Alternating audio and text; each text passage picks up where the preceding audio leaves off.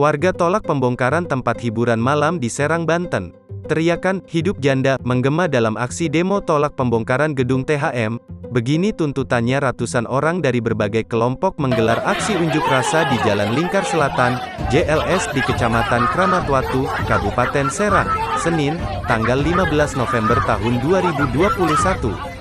Mereka melakukan upaya penghadangan terhadap petugas Satpol PP Pemkab Serang yang akan melakukan pembongkaran THM atau tempat hiburan malam. Ada yang unik dari aksi penolakan pembongkaran THM tersebut. Para wanita yang mengaku pemandu lagu THM di JLS meneriakan "Hidup Janda".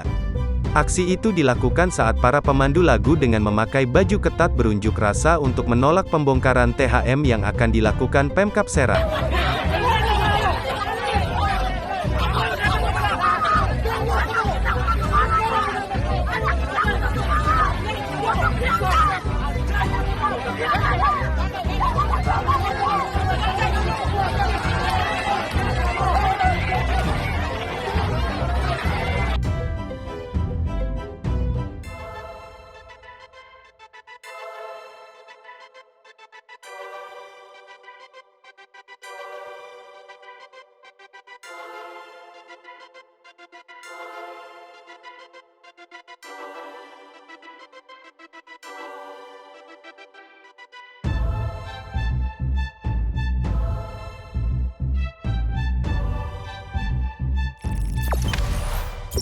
Jangan lupa subscribe, share, komen, dan like ya.